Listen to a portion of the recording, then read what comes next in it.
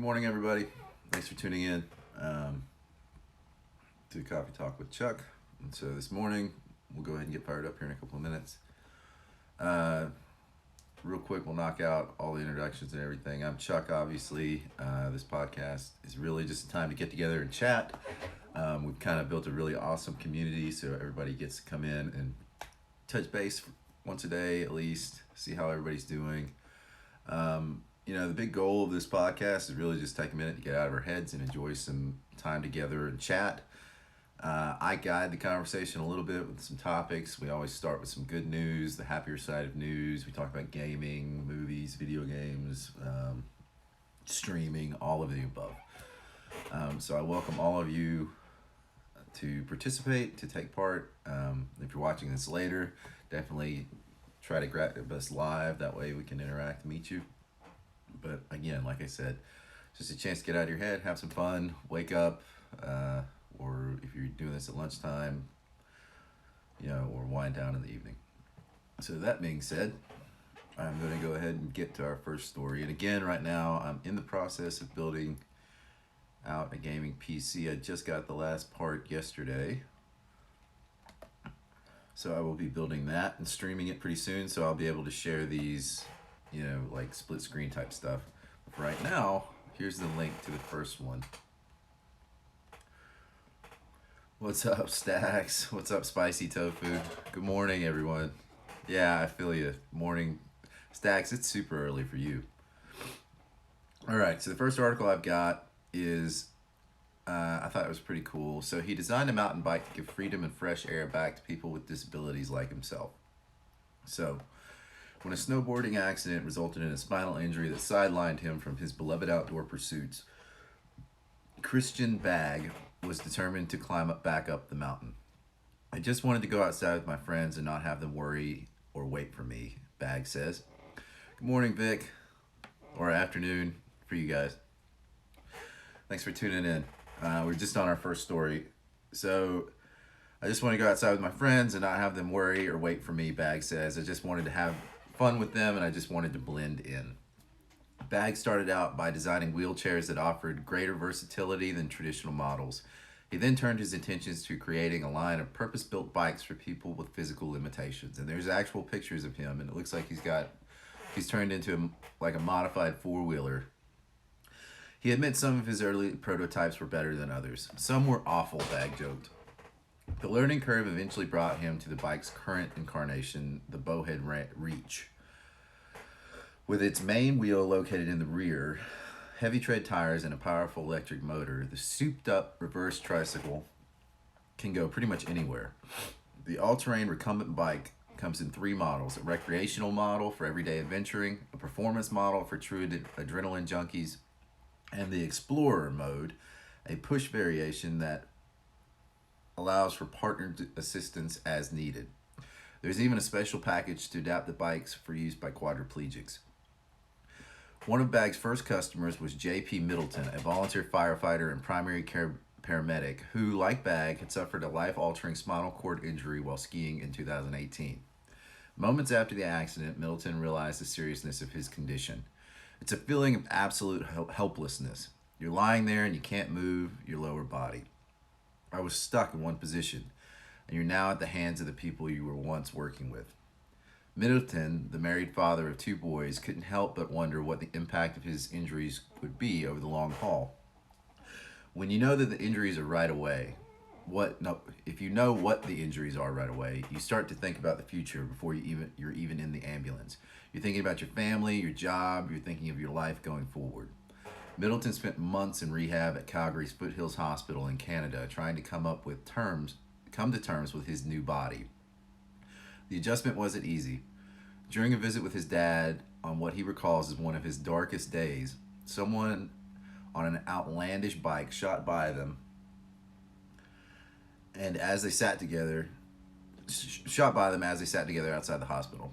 I heard this whizzing sound go past me and I looked up and it was this Mad Max looking vehicle that went by me, Middleton said. When I saw this bike, I was like, I gotta get myself one of these things. It was a ray of hope for me. The flying figure was Bagg. Middleton tracked the entrepreneur down and placed his bike order. It was only the third bowhead bag had built at that point. Middleton credits the bike for giving him a big chunk of his life back.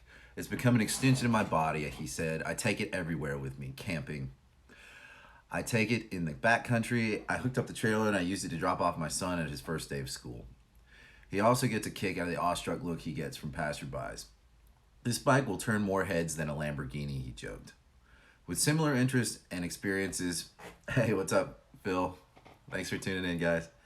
With similar interests and experiences, it's no surprise that Middleton, Bag, and their families became friends. He taught me to persevere, to conquer all your fears, and move forward in life. Middleton said of the man who he considers to be both his hero and his mentor. Bag's globe-spanning customer base includes children with mobility issues, injured former athletes, and even otherwise able-bodied people with limited range of motion in their knees and hips.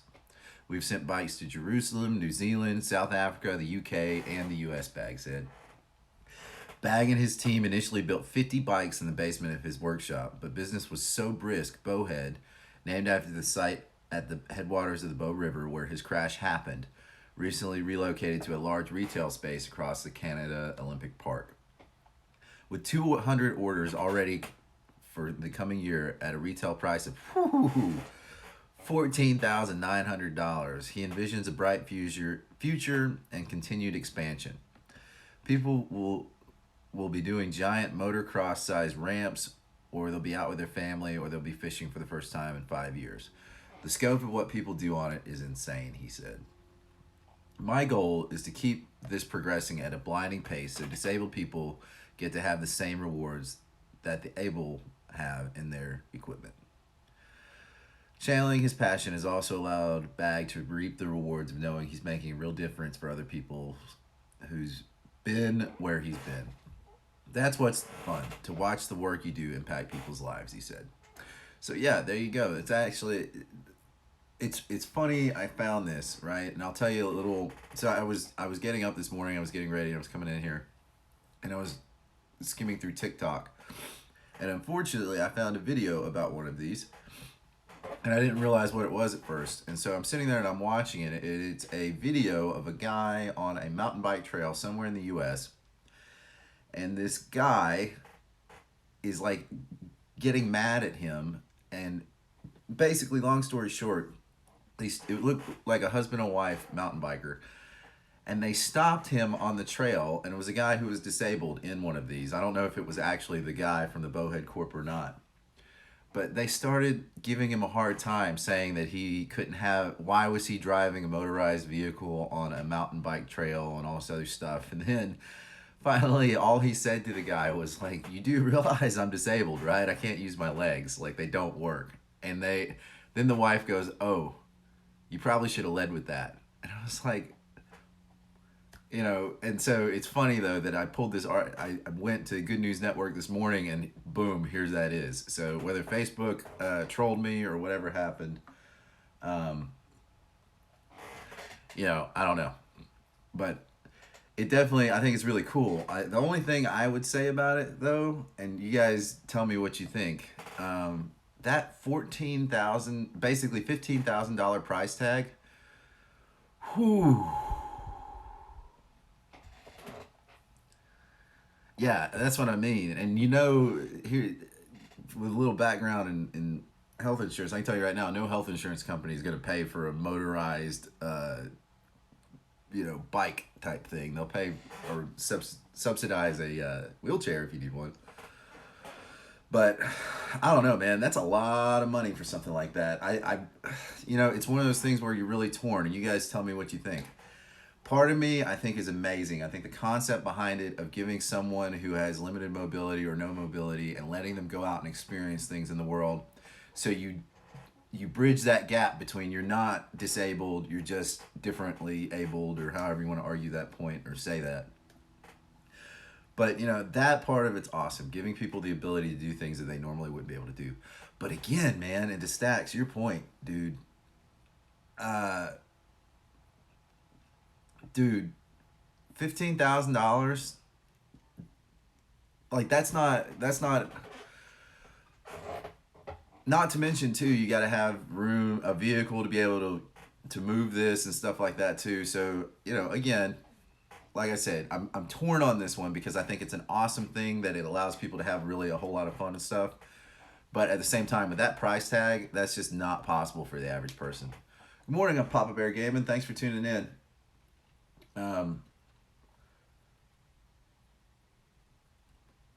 But yeah, our first story was about this guy. Basically, it's Bowhead Bikes. He creates three-wheeled, all-terrain bikes to help people who are either disabled or quadriplegic or have some limited mobility to be able to get out and actually do things outdoors and mountain bike and all this other stuff too. The only catch is that they're $15,000. So we're kind of in a debate right now on, I don't know. I can argue, but I can see both sides of that argument. So anyway,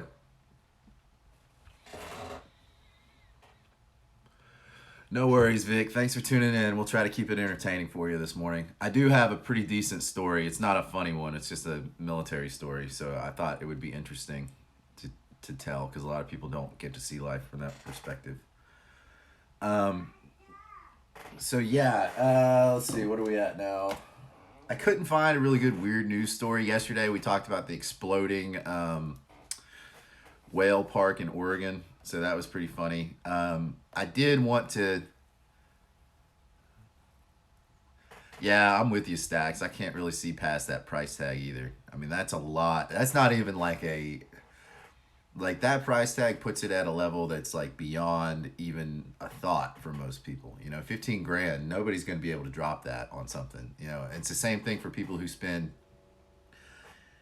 Unless you're doing it and it is so you're making an income off of it or something, that's just way too expensive. I mean, that's insane. And then let's not even talk about maintenance and all the other stuff you'd probably have to do for it. I did want to go into hey, good morning, Zala. Thanks for tuning in, brother. Yeah, we just had our first story. We're gonna go in. I don't really have a weird news story because there's just not that many out there. I did see something this morning though that I wanted to update everybody on. So I don't know if you guys have been following. A lot of us don't play Fortnite, so it really doesn't matter. But Epic Games and Apple have been going to war legally and social media wise at each other because basically, in a nutshell, if you haven't followed this concept and this story, Epic Games, who's the creator and the studio behind the really famous game and popular game, nah, Papa Bear, the government doesn't support, we don't have subsidized healthcare like that. Ours is all privatized, so, different insurance companies. Now, for the disability component of it, Papa Bear, you might get some money for like a traditional wheelchair, right? But when I say traditional, I mean like the kind that they wheel you out in the hospital, non-motorized, no bells and whistles or anything. You might get a subsidy, or if you were a veteran or something, you might get a stipend or something to help you with that. But from a regular average Joe person who is disabled, there's no way on earth they would get any money for that. You might get a grant, maybe. I'm sure, honestly, if there's a will, there's a way. But if just the average Joe approach, no, it wouldn't happen. That's just too much money. Anyway, back to Fortnite. So I saw this thing. Fortnite iOS players won't be able to sign in with Apple. So you literally will not be able to use it at all. The connected Apple IDs are going to be disabled. You will not be able to use it at all. And so again, if you haven't followed this, what's going on, Epic Games, the studio behind Fortnite, basically has their game on the iOS, the Apple Store, so people can play it mobile. Well, the trick to that, and Turtles talked about it, and a few other people talked about this too. So to be in the Apple Store, Apple takes a 30% cut right off the top. Whatever you make, they take 30% of it. It's in the contract, like point blank. They're very upfront with it. They don't play. And everybody knows this, and everybody hates it, but it's just a thing. So Epic Games created this system that basically bypassed how that payout system worked. Morning, AH. Thanks for tuning in, brother. So they created this system that bypassed it, right? So of course Apple gets pissed. No, you're never late, brother. You're always on time. We don't keep timelines over here. So anyway, long story short, Apple got mad, said cease and desist, stop it, don't do that anymore, or we're gonna like hit you with the ban hammer. And Epic Games basically went, hell no, screw you, and Apple basically disabled it completely on the Apple Store. So all the poor players out there that were playing on the mobile devices for Apple now can't use it. None of the stuff is worth it. And so there's been a whole bunch of legal back and forth. There's been a cease and desist order from Epic against Apple to say that, hey, you're harming a franchise. Apple's being crazy because they're just like non-negotiable at all. They're just like, dude, go back to the way you're supposed to be, or we're gonna destroy you. And so Epic has done a whole bunch of different PR stunt type stuff. They did a global event where people could go in and get a quote unquote bad Apple skin. And they've just been taking jabs right and left at Apple about stuff. And then Apple's fired back. Basically now the most recent thing is the Fortnite, they just won't be able to use it. So if you paid for anything to play it on mobile, if you bought anything, all that stuff, I apologize for you because that's it. It's gone, bud. Apple and Epic just don't care. And that's the ultimate sad thing about this is that it all goes down the toilet and the gamer is really the one that gets hurt. So again, when two big epic things start fighting each other, it just never turns out well. So sorry for any of you who play Fortnite. I don't personally, but I know some people who do and they love it. And I just think that's altogether wrong on both sides. I don't agree with either side of the story either. I don't think anybody's right in any of it. But how you feeling this morning, AH? You were hey, what's up, buddy? Thanks for tuning in. I hope you're well. Time in Twitch is in. You guys are in. Thanks for tuning in. I was lurking on your time in podcast or whatever the time in was this morning. I was lurking. I just didn't get a chance to chat, so I was there. Good, AH. You seem to recover much better than I do. But yeah, thanks for tuning in. So anyway, just got done with the Apple thing. I'm trying to think. Gaming news. So we were talking a little bit about this too yesterday. So they just released the information on the cost of the new Xboxes. There's two of them. There's a Series S and there's a Series X for console. And then PS5 digital edition, they still haven't released all the costs and all the other stuff too. And then Stacks and Hefe and I were all debating the logic and the reasoning behind. So they're launching this new platform where it's basically like a financing system for an Xbox. So you pay for the Xbox Series S. Stacks, keep me honest on this. For the Series S, the smaller one that's less expensive, that's got a retail price I think of $399 or $299. It's $29 a month, and it'll include the new system, a controller, and 2 years locked in. You have to be locked in, and that's the catch, to the Xbox Ultimate, which includes all of Xbox Game Pass, all that stuff. And they do have PC crossover too, so you do get some PC stuff out of it. So that's $29 a month for 2 years. And then for the big boy, the one that's got a $499 price tag, I think, and it's the one that everybody's looking at right now. It's $39 a month for 2 years locked in. Yeah, $24.99 for the S, and then $39.99 or $34.99 for the big boy. And so again, we were talking about this, and I think it really just depends on what side of the coin you're coming from. If you're in a spot where you can just buy the console and not have to get the Ultimate Pass locked in for 2 years, I think that's great. I do like that it gives ability for gamers who may not be able to full on pay for an entire $499 system out the gate and games. So yeah, Stacks, there you go. So again, I do like that it's opening up the playing field. So even people who are really, college students, and others that are just really strapped for cash a lot of the times. It gives you the ability to get a gaming system, a platform, a Xbox Game Pass, so you'd have some games you could play. And Game Pass, honestly and truthfully, is not bad because they do add some relatively modern games. It's not all just retro and stuff like that. There's some ones like Warzone is in there. I know it's free, but there's certain ones that you would have to pay for that are modern that people play that are in there. So again, it really just depends on where you're at and how you view it.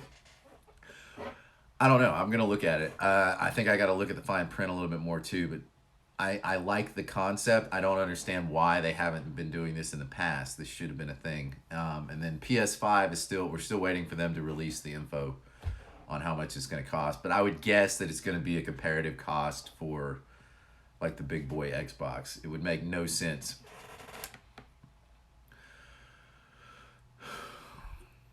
Yeah, exactly, Stacks. I'm with you on that one. It really just comes down to, where you're at. If you can afford it and not have to do the Game Pass, and that's great. I'll tell you the one thing I do not like that they did, and I think it's wrong, is the Xbox Series S. And everybody who is a PC gamer is rolling their eyes right now. But for the rest of us right now, I'm still console for the next couple days until I build this PC behind me. The Xbox Series S does not come with a disk drive. So you cannot go to like a GameStop or somewhere, a flea market or something, and get cheap games and play them on your system. They're all going to have to be digital, which I think is wrong, because if you were going to if you bought the cheaper console, odds are you bought the cheaper console because that's the best that you could afford at the time. And so then if you're strapped for cash, you're definitely going to be one of those individuals that's using a hard disk that you're getting for a cheaper place from somewhere else. And they completely eliminated your ability to do it. So again, I argue, I don't like that part. I don't like what they did there, and I think that's not right. You guys could disagree with me, but it should have been the other way around, right? Like, you don't need a disk drive for the big one because it's the big boy. You can afford it, and you've got all the other different ways. The smaller scale one that everybody could afford, you probably should have left the disk drive. So, I don't know. We'll see. What do you guys think, though? What's your take on it? I know Stacks and I and Hefe all are kind of in the similar thing, but I think having the disk drive is important. Like, I think you need that. And to take it away is like crippling a system.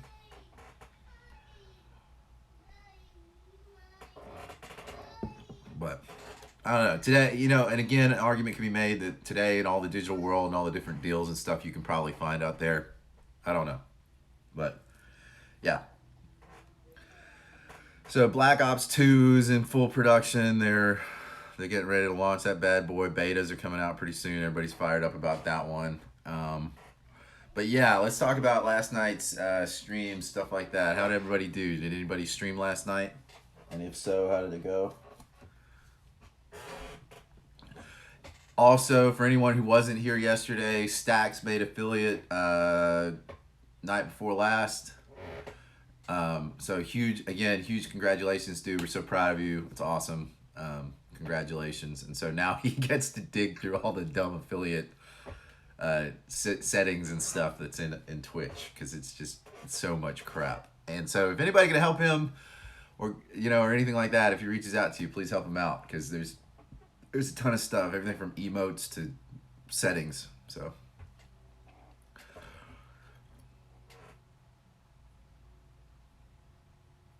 yeah, Papa Bear, I'm right there with you. I think if you take that away, then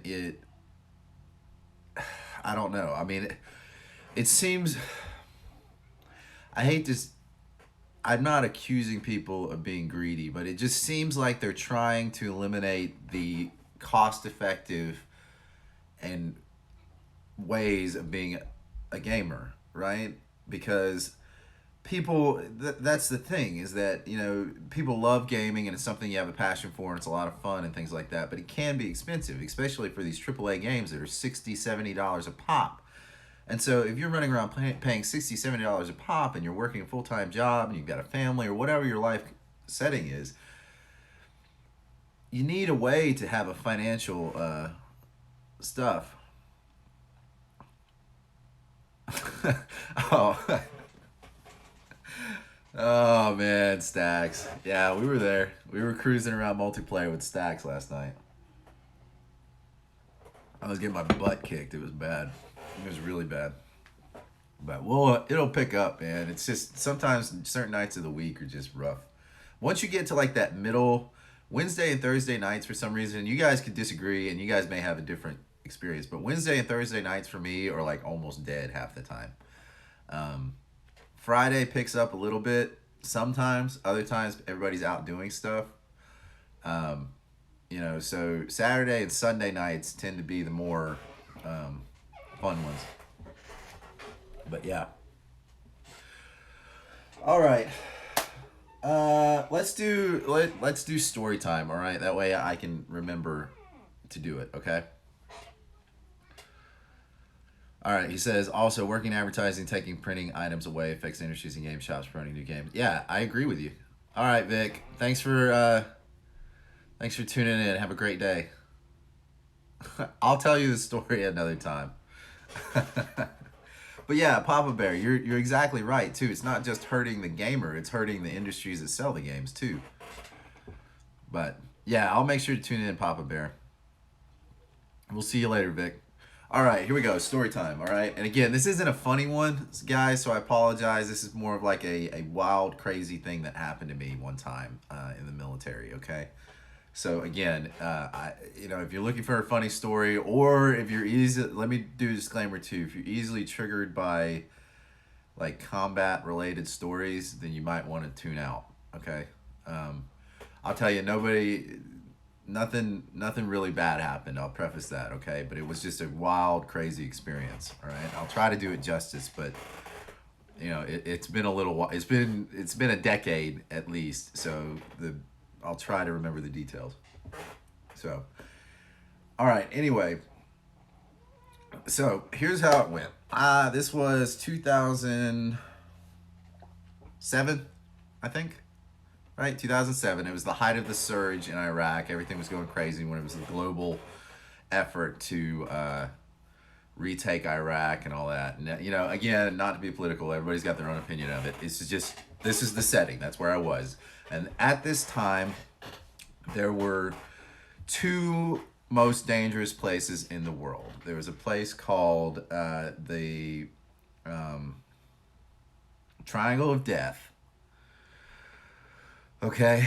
Hey, what's up, Turtle? You just got here just in time for story time. Okay, so there were two places at the time that were really the most dangerous places in the world to be. And it was called the Triangle of Death, and it was in the center of Baghdad, and it was this area that obviously formed a triangle, but a very dangerous area, okay? And then the other place was a place called Sadr City. And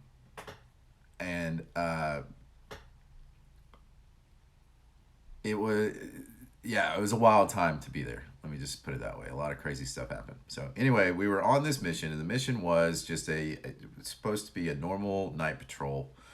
And I was a combat soldier, so, we would do like search and clear missions and silent kill teams and stuff like that. And so you would go out at night and patrol, but then you'd also be looking for like people putting bombs into grounds and stuff like that. So typically what you would do is you would infill with the day team, right? And so then as they went in, you'd go in with them, set up in a building, and wait till nightfall. And then anybody in the area would think that you went back with that team and you weren't there, right? And so then you were in place ready to go for when nighttime came.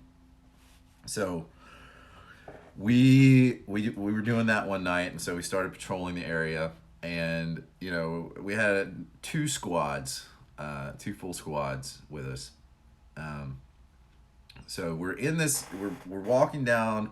It's very similar to like a modern warfare game. Like one that's set in Afghanistan and stuff. It's the city streets. The walls and stuff are made out of that clay, adobe type stuff. So we're walking. Nothing's really crazy is happening, and we're getting to this intersection where we're about to meet up with a road. And so I'm with my team at the time, and we start noticing that all the gates are locked. And every gate has in Iraq, it's basically like a gate and a courtyard, and then the house is set back from the gate. And so, it would be like if you had an outdoor car park or something. All these gates were locked with these big chains and locks. And so we started to notice that. And we started to notice also that as we were going into this area, everything started to kind of funnel and pigeonhole into one area. There were vehicles parked in strategic positions to where it was blocking. So we all started to get the real ambush vibe. In about 2 seconds, squads are... So a fire team is 5 people. A squad, I think, is 14 people, if I remember correctly, somewhere in there. Because you'll have you got to add in the leadership component too. So you'll have typically like a team leader for each, or a squad leader for each, 2 team leaders and stuff like that. So anyway, decent sized element. There were 2 of us. There's one squad going down this main street, and there's another squad 1 block over. And it also depends on the unit and what you're doing. Everything kind of changes sizes. But for this, it was a small kill team, so we only had 2 squads. We were set up in 2 different areas. And mind you, this is in the dark, so we're using night vision, no lights. And we're trying to be sneaky, So we're going into this area, and we're noticing we're getting these really strong like ambush vibes, And I can't describe it, but you just get these feelings, like something bad is about to happen. And so that's what happened. And literally we had enough time. I remember I was talking to the other team leader, and we were like, dude, all the gates are locked. Like, we're walking into an ambush. And the second we said that, I'm not kidding you, all of a sudden it was like, and then all hell broke loose. Literally, they opened up with a PKM on the top of a PKM. For anybody who doesn't know, is a machine gun. And so basically, I'll try to describe what this looked like. Yeah, the spider sense was tingling. So it's an alleyway that went straight. So if I'm standing here, it went straight forward, and up about 150 feet in front of me to the right was another street that went this way. And then at the end of this alleyway were 2 houses at the top with 2-story buildings, okay? And so the fire was coming from the 2-story building in the top left-hand corner, and then also the 2-story building in the top right-hand corner. So in the military, you get trained to react to contact. So we're reacting to contact. We get shot at. First thing you do is go find cover. Well, that's the first thing we realize, that there is no cover. We're in the middle of this open street. So literally, I've got half my guys behind me trying to kick in gates. It's these super locked chains, so we can't get inside of them. Finally, I get the weapon squad leader on the radio, and we're able to get him. He's able to get his team up to a higher side position so he can set up a gun team to start returning fire. So he's up there. We're good. We have to take our squad down the street. And when I say we're getting fired, literally the bullets are coming at me like this, and I can feel them nipping at my clothing, right? And so it was at this moment when you really find out who you are, right? And it's terrifying, right? It's in the dark. You just hear all this gunfire. Everything's exploding. Everyone's screaming. Everything's just going crazy, right? And I'm sorry if this triggers anybody. I really do apologize. And if you need to talk after this, please reach out to me. But again, I'm just sharing this story so you guys know this experience. So the bullets are flying. We're getting nipped. I can see the rounds hitting. You're hitting. It's like war zone. You can hear it. It's really happening, right? And so we have got, basically, the military training kicks in, and I look at my team leader, and without talking, we realize that both of us have to push our squads up to further down the street to be able to get a good firing position on this machine gun nest. So at this moment is when you have that, like the record stops and goes, and so at this moment, I am sitting there and I'm like, I'm gonna die. Like, this is how I die. This is how I die. And I started to get like this feeling, like this burning sensation of like where my mind was predicting I was going to get shot. And so like I had like these burning feelings in like my leg where I was like, I know I'm going to get shot here and I'm going to get shot here. But and in the moment you rise above it, right? And some people can and some people can't. I just got lucky this time and I was able to. And so everything just kind of I calmed down, and I looked at him, and we said, okay, we're going to go. So he pushed his squad up to the right, and I pushed my squad up to the left.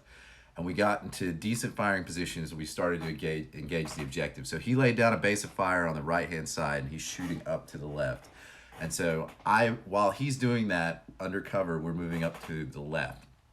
So then we get in our position, and we trade off. They're gonna push up. So each squad, I go up and then stop and start shooting. He goes up, starts shooting, right? So we get to this position and we're laying. Finally, we gain fire superiority, and fire superiority is when you basically are firing more rounds and you're shooting more shots than they are, so they have to duck down and you gain the edge for that moment, right? So we gained it and we got it.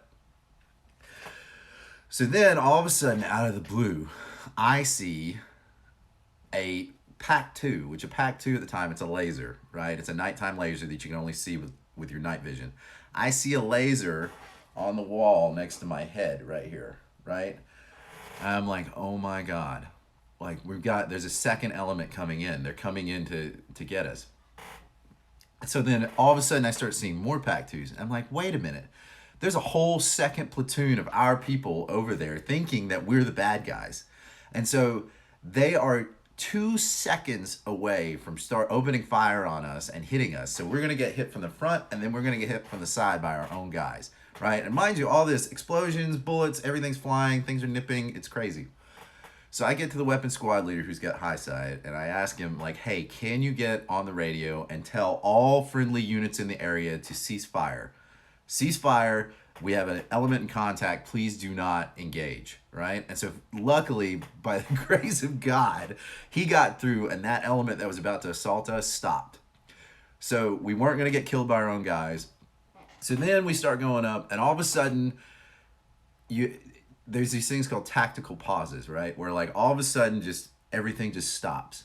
And that's what happened. Right after that, everything stopped. The gunfire stopped, everything stopped. And so then I'm sitting there and we're like doing an assessment, you're calling out your guys like, hey, is anybody hit? Anybody hit? And so we're going by the names. And so we called out one of my friends' names and he didn't say anything. So we're like, oh my God. Like, oh my God, he's hit. Something's happened. Like, are you okay? Can you hear us? No response. And then all of a sudden we hear this faint like, help me. I'm like, oh God, no. So we go running over there to where we hear the voice, right? And there was a van parked like up against, like if this is the wall, the van was parked about this far. So there was about this much space, not a human being size space. So what had happened was my friend had started to get shot at, and to get out of the line of fire had dove in the gap behind this van. So he was stuck with all his gear behind the van and the wall, and he couldn't get out. And so he was trying to wriggle, he was trying to get out, he couldn't get out. And so he's just screaming bloody murder because everything's getting shot at, and he's stuck. So finally we find him and we get him out and we pull him out. So we launched 2 grenades up into that area, and then we get a call over the radio, and our Iraqi interpreter starts screaming like, hang on, it's Iraqi police, it's Iraqi police. So long story short, and again, this is why the fog of war, if you've ever heard of this term, is a very dangerous concept. So what had happened was the local Iraqi police, which is like a more like a militia, like how you see those really weird dudes that pretend to be military. It's kind of like that. So what had happened was the Iraqi police had set up this police station. They had basically kicked this family out of a house on this corner and locked up all the gates and created this ambush alleyway of death, right? And so we just happened to walk down their alleyway that night at the wrong time, and they started opening up on us. And so then, of course, us being opened up on, we opened up on them. And so somehow, some way, at the end of the day, they figured out that they were firing on U.S. soldiers